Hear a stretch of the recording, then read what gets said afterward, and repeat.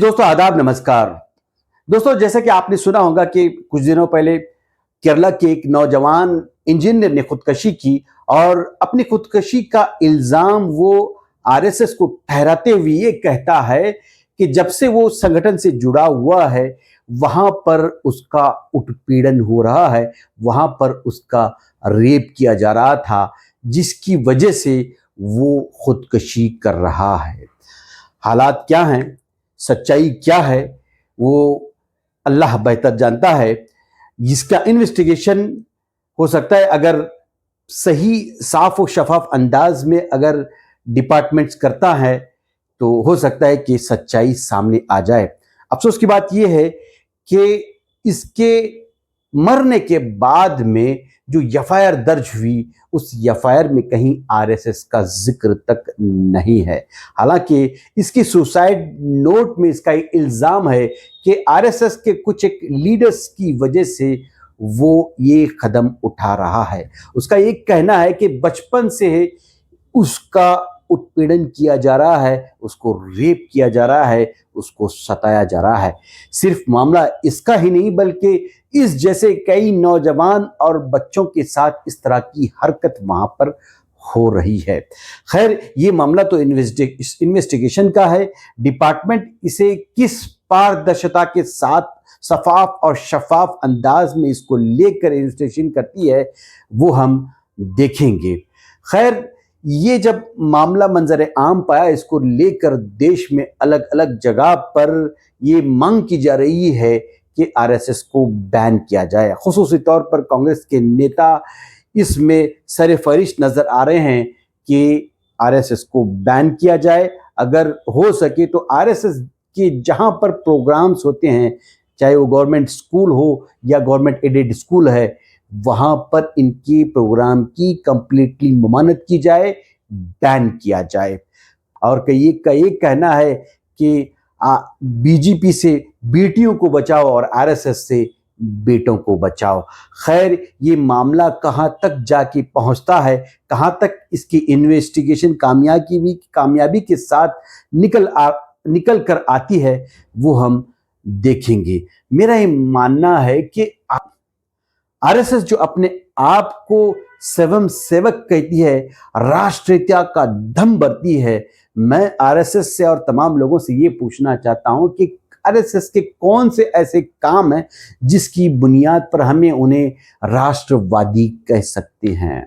RSS जब भी मुंह खोलती है सिर्फ और सिर्फ नफरत की बात करती है, सिर्फ और सिर्फ मुसलमानों के ताल्लुक से अभद्र भाषा बोलती है और मुसलमानों के साथ नफरत का मामला करती है। इसके अलावा कोई आरएसएस का न आज़ादी के पहले योगदान है न आज़ादी के बाद योगदान है। हमने देखा कि आरएसएस ने 50 या 54 साल तक इन्होंने अपने हेडक्वार्टर पर राष्ट्रीय ध्वज को फहराया नहीं। हमने देखा कि आज़ादी की लड़ाई में आरएसएस ने कोई भी योगदान नहीं दिया। बात अगर आज के मौजूदा दौर की हम करें तो कोई काम इनका इस तरह का नजर नहीं आता कि वो देश की सेवा कर रहे हैं या अपने खुद की सेवा कर रहे हैं या अपने समाज की सेवा कर रहे हैं। इनके ज़बान से सिर्फ और सिर्फ नफरत की बात निकलती है।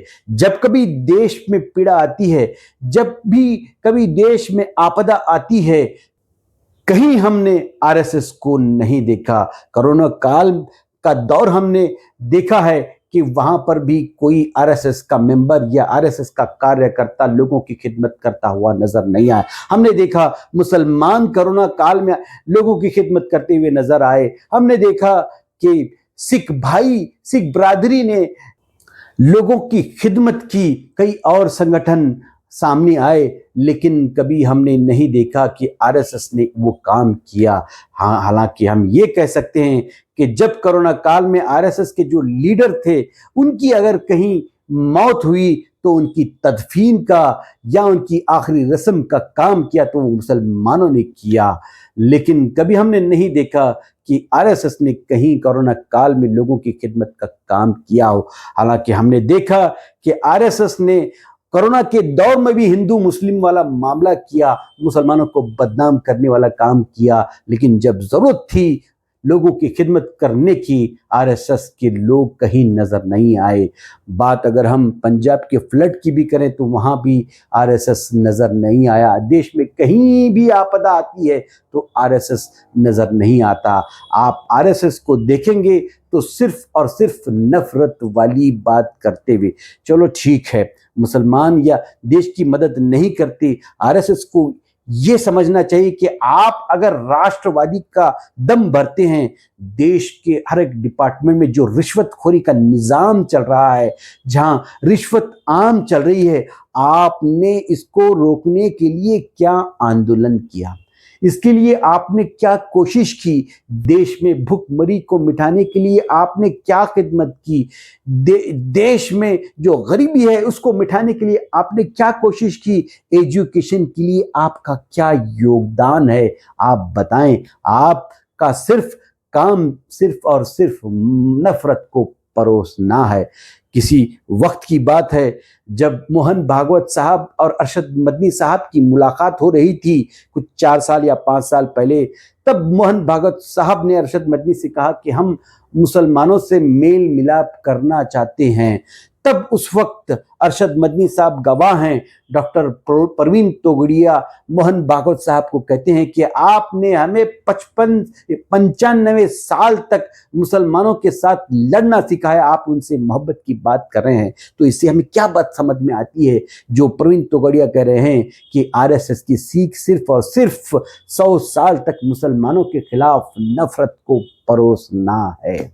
तो देश के सभी युवाओं को समझने की जरूरत है, देश के हिंदू और मुसलमानों को समझने की जरूरत है, देश के वो लोग जो आरएसएस में अपने बच्चों को भेज रहे हैं उनको भी समझने की जरूरत है।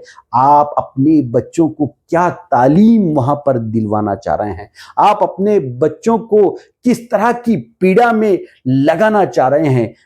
आपके बच्चे तो इस तरह की हरकत में परेशान हो रहे हैं, अलावा इसके इनकी जिंदगियों में नफरत पनप रही है, जिसकी वजह से ना उनका भला होगा, ना अवाम का भला होगा, ना आपकी फैमिली का भला होगा, ना देश का भला होगा। हमें समझने की जरूरत है, देश को नफरत की नहीं बल्कि प्यार की जरूरत है। ऐसे संगठन देश को नहीं चाहिए जो नफरत की बात करते हैं। हमें ऐसे संगठन चाहिए जो वाकईतन प्यार और मोहब्बत की बात करते हैं, जो लोगों को जोड़ने की बात करते हैं, इंक्लूसिव पॉलिटिक्स की बात करते हैं, सबको समान हुकूक देने की बात करते हैं।